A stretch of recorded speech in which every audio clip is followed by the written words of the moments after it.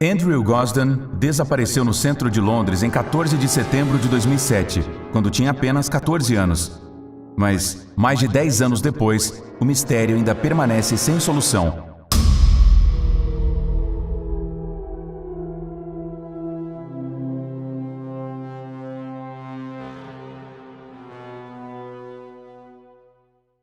Doncaster, South Yorkshire, Inglaterra. Andrew Gosden era conhecido como um menino feliz. Ele não precisava de companhia para estar contente, mas não era exatamente por isso que era considerado um jovem solitário. Andrew tinha seu pequeno grupo de amigos com quem compartilhava seus gostos e hobbies, embora ele nunca tenha os conhecido fora da escola. Andrew foi um aluno exemplar, nunca faltou às aulas. Participava do programa para jovens superdotados e talentosos, criado para capacitar os alunos mais inteligentes da escola. Suas notas de matemática eram excelentes. Tinha um grande potencial e até parecia estar destinado a estudar na prestigiosa Universidade de Cambridge. Mas apesar de tudo, ele não gostava de se gabar disso.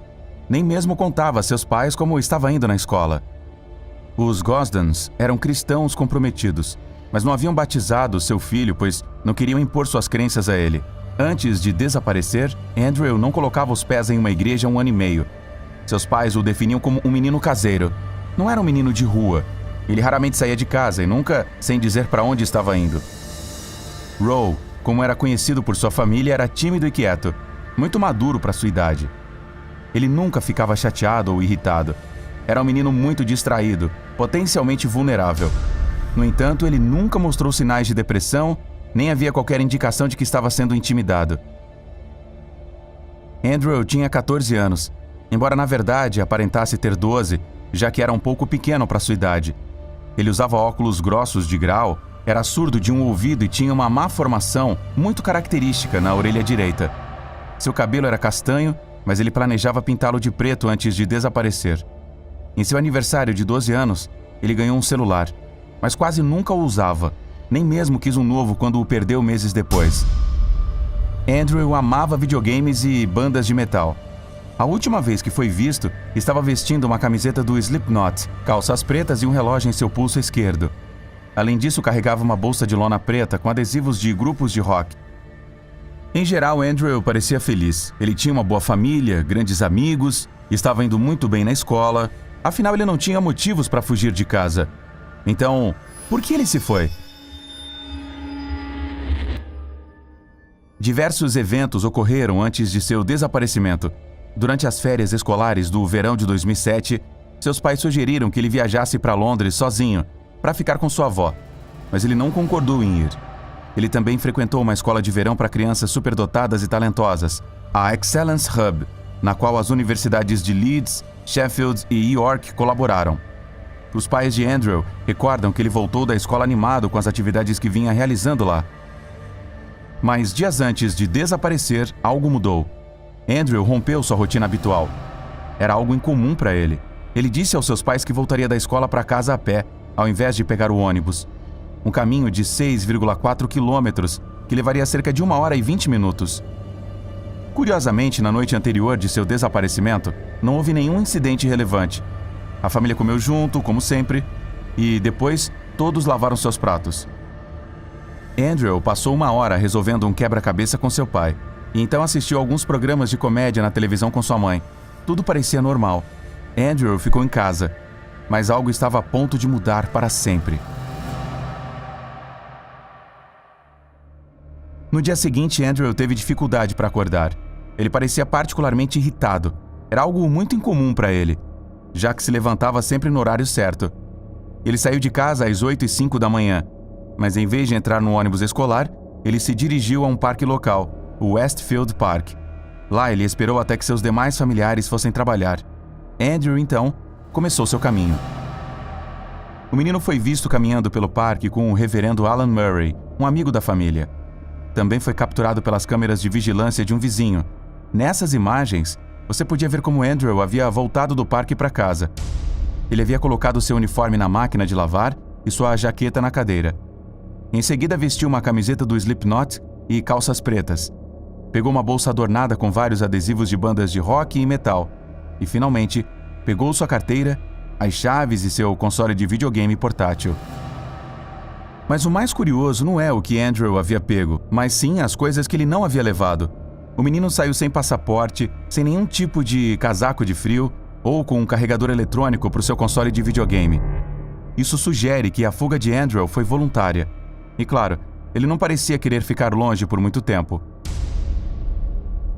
Às 8h30 da manhã, Andrew finalmente saiu de casa e foi gravado dirigindo-se a Little Moor Lane. Ele entrou em um caixa eletrônico e sacou 200 libras da sua conta bancária, quase todo o seu dinheiro. Em seguida caminhou até a estação ferroviária de Doncaster, onde comprou uma passagem só de ida para Londres. Seu destino? Estação King's Cross. Testemunhas o viram embarcar sozinho no trem. Eram 9h35 da manhã. Uma mulher se sentou ao lado dele durante a viagem. Andrew estava quieto, recuado, jogando com seu console de videogame. O menino chegou às 11h20 da manhã e 5 minutos depois foi flagrado pelas câmeras de segurança. Andrew estava saindo pela entrada principal da estação. E essa foi a última vez que o menino foi visto até hoje.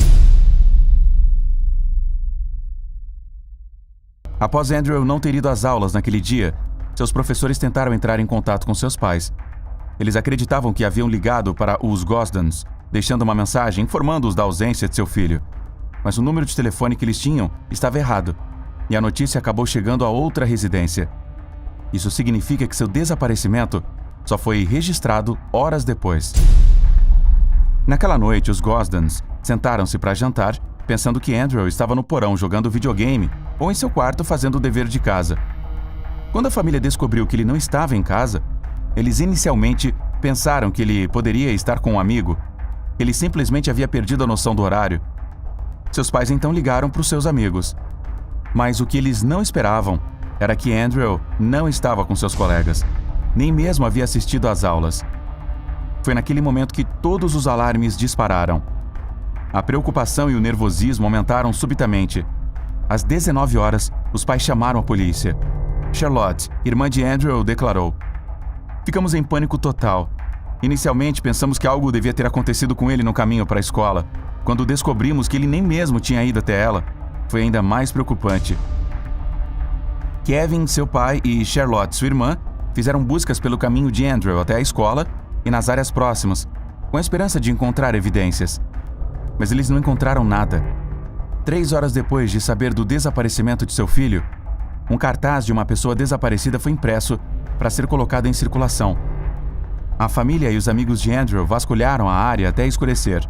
Naquele fim de semana, a polícia procurou pelos arbustos que cercavam a casa dos Gosdens, em Doncaster, mas também não encontraram nada. Andrew havia desaparecido sem deixar vestígios. 3 dias depois, a polícia falou com a mulher que vendeu a passagem de trem para Andrew. A vendedora lembrava-se perfeitamente do menino, pois ele se recusou a comprar passagem de volta. Seu pai declarava que não havia nada estranho com Andrew, já que conhecia muitas pessoas em Londres com quem poderia ter ficado. Eles fizeram buscas nas áreas de Shirleyshurst e Sidcup, onde a família Gosden tinha parentes, mas ainda não havia sinal do jovem. Os pais e a polícia investigaram a possibilidade de Andrew ter ido a Londres para se encontrar com alguém que conheceu pela internet. No entanto, eles nunca encontraram nenhuma prova disso. O menino não usava computador em casa, nem mesmo tinha e-mail, e seu console não havia sido conectado à internet desde sua fuga. Outra das teorias que foi levantada é que Andrew teria decidido participar do YouTube Gathering 2007, mas ele também não tinha sido visto no evento. Eles também especularam que Andrew poderia ter ido a Londres com a intenção de assistir a um show de metal. Na noite de seu desaparecimento, 30 Seconds to Mars e Sects estavam se apresentando na cidade. Mick Neville, um chefe de polícia aposentado, achou essa teoria bastante plausível, mas nas imagens dos shows que foram revisadas, o garoto nunca foi localizado.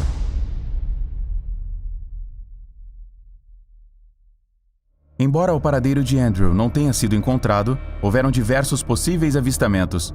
Um artigo do The Times, escrito no primeiro aniversário do desaparecimento, relatou que até o momento foram informados 122 possíveis avistamentos de Andrew. Tudo ocorreu durante a primeira semana de sua fuga. Seu pai afirmou que 2 ou 3 encontros com o menino pareciam reais, por conta da maneira com que as testemunhas falavam do jovem. A família acredita que o avistamento mais provável é que o Andrew foi visto na Pizza Hut da Oxford Street, no dia em que ele desapareceu. Outros possíveis avistamentos relatados mais tarde ocorreram em um parque em Streatham, em seguida mais longe em South Wales. 2 outros encontros possíveis também foram relatados, um fora do Museu de História Natural e outro em um pub em Southend. No entanto, nenhum desses avistamentos foram verificados, pois não foram acompanhados ou estudados pela polícia. Em setembro de 2009, a família postou fotos de como Andrew poderia estar aos 16 anos, 2 anos após seu desaparecimento. Em maio de 2011, a família contratou uma empresa privada para realizar uma busca por sonar no rio Tâmisa. O serviço usou a mesma tecnologia usada para localizar vítimas e objetos importantes no mar. Eles estavam ansiosos para saber os resultados, e quando eles finalmente chegaram, todos ficaram chocados. Algo havia aparecido no fundo. Os Gosdens colocaram as mãos na cabeça. Eles não podiam acreditar. Era um cadáver.